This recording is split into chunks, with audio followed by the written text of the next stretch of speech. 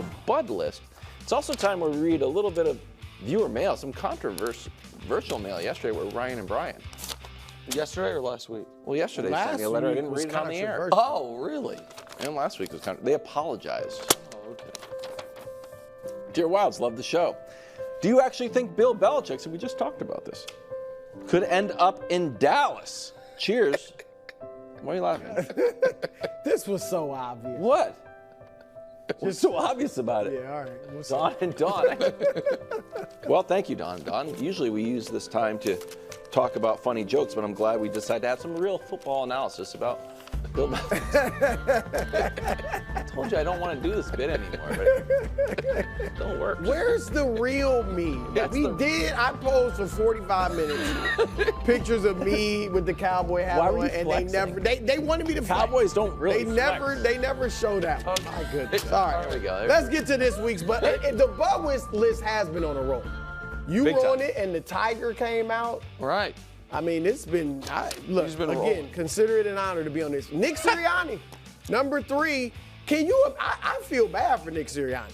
Can you imagine yesterday he wakes up, gets his, mug of coffees. I'm going to sit down and read, ESPN.com. Mm-hmm.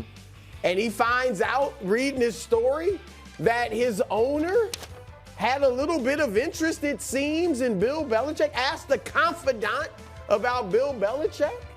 I mean, my goodness. So he has to be a little bit worried. But look, some people thought he should have been on the hot seat last year or after last season. They elected to bring him back. But this year, we know he's on the hot seat, all right? There was interest in Belichick, at least enough to talk to him or talk to others about him. You are an S-Bob team, all right? So and Belichick's only got a few more years to coach anyway. So, Nick, you got to get off to a great start. I'm not saying they bring in Belichick midway through the season, but you got Vic Fangio, who's been a head coach, and Kellen Moore, who a few years ago was the new hotness, maybe viewed as a next head coach. So, Nick, the pressure's on, but the good news is you do have a good team. So, the supernatural funk, I think it's gone. Oh goodness. It's gone. Don't worry about that. But I actually believe in you. Nick Wright doesn't. You didn't really have your heart in that one. No. Yeah, Nick, I'm with you. I mean, go ahead and get it done. All right, at number 2, D-Lo. D'Angelo Russell. Now, look, I picked the Nuggets in 6, but I do think you guys, the Lakers, have a decent chance. I mean, I'm saying 20, 25%, but a lot of it rides on your shoulders. LeBron's going to get his points, and the fact that LeBron's going to get his points no matter what means you should not defer. The Lakers season, in some part, turned when D'Angelo started saying it and LeBron him told, just do you. Be aggressive. Don't just look for me and AD. Keep that mentality. AD's going to play well most of the time. LeBron's going to play well. You got to play well. And we know your playoff history's not good.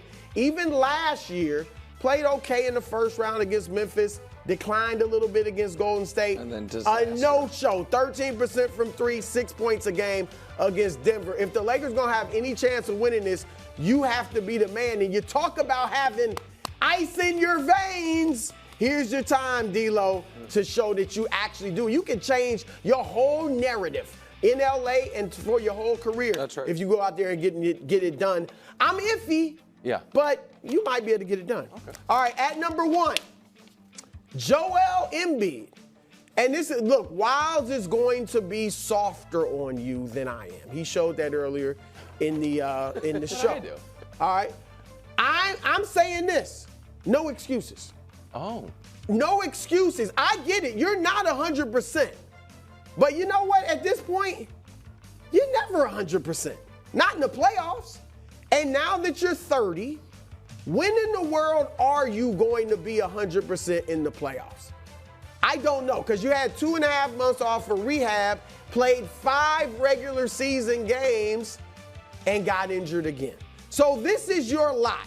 You're the guy in the playoffs that unfortunately is at about 70, 80%, and that's just how we're going to have to judge you, but we're not going to make it an excuse if you guys go out again unceremoniously, prematurely in the playoffs. So, Joel, I do believe in you. I mean, I picked the Knicks, but still, I think you can go. I want to see you go out there and reverse this whole playoff narrative that you drop off in the postseason. You do, but let's see you go ahead and get it done. I want to believe in you. I want to believe in you, Joel. Brew, before I even add mine, can I just buttress your point on Embiid? This is the graphic I was referring to earlier. This is the full list of MVPs who haven't won a title. But Barkley, Malone, Harden, Iverson, and Russ made a finals. Obviously, Nash and Derrick Rose made multiple conference finals for Nash, one for Rose and got injured. Embiid's the one guy who's never even been to the NBA's version of the Final Four. It is a wild list to be on because it's just him. And honestly, the guys who haven't made the finals, Nash, people kind of put asterisk mental ones at least next to his second MVP. Derrick Rose, we know he just got hurt. For Embiid's got to find a way at some point to get off that list, so I think that's a great point, Brew. I would like to add Robert Kraft to the Bud list. I encourage everyone to go read Dan Wetzel's column on Yahoo Sports today.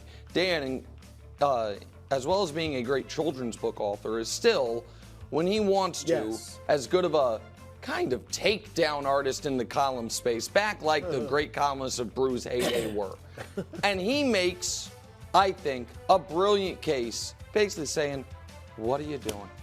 It's not just that a team that was worth less than $200 million when you bought it's now worth close to $6 billion. It's that you, Robert Kraft, clearly enjoy the limelight. Friendship with Meek Mill. You were just on The Shop, I saw it. You're at the white party. You are out here. And you know why you are and Stephen Ross and others aren't? Because you're a dynastic owner. You know why you are a celebrity owner? Because of Bill Belichick and Tom Brady. And you know why we know who Tom Brady is initially? Because Bill Belichick drafted him and had the audacity to then put him into the starting lineup.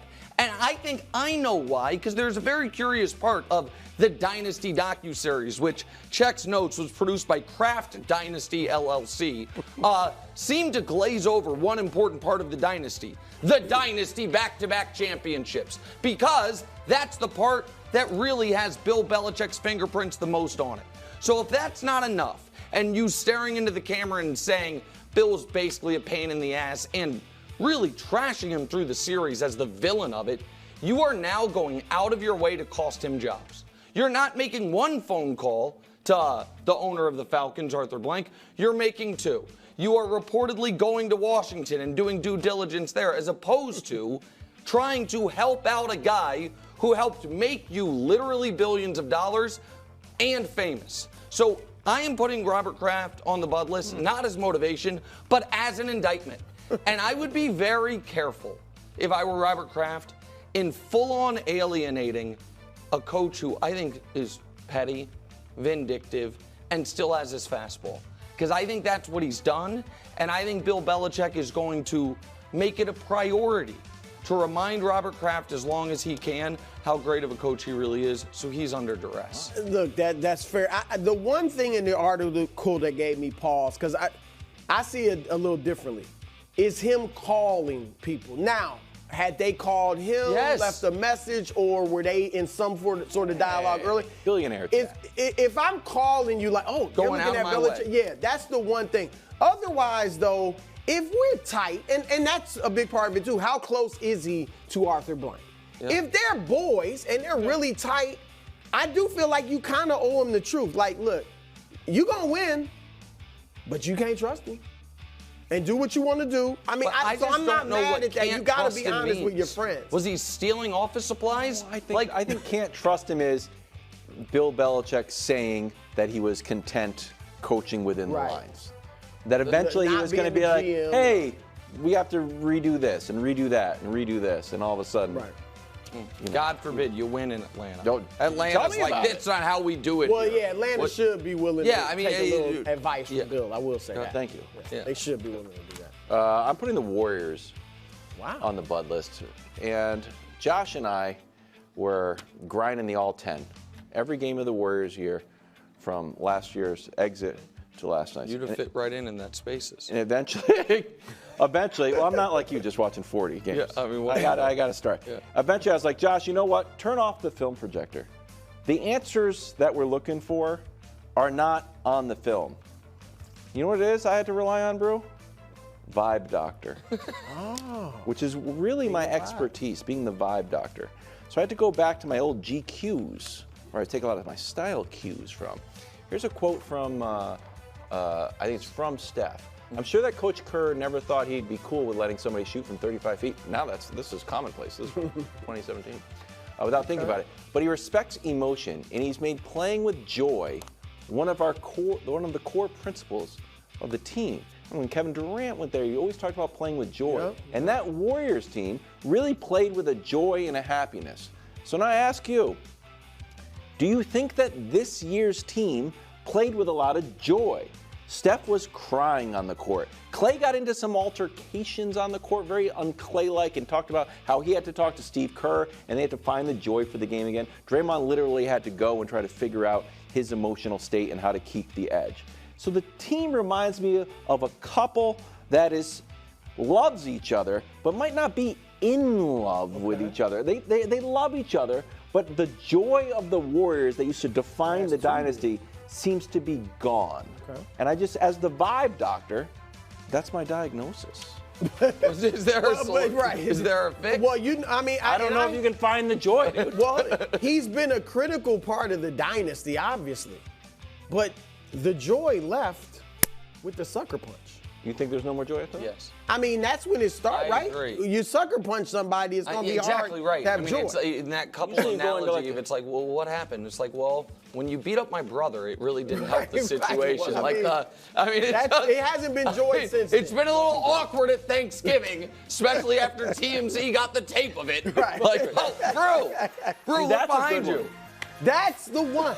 I spent 45 minutes after the show one day. What was going on with your head? Got to the Odd Couple late. Your head is too low on your torso. Yeah, I was, I was just different poses. Okay.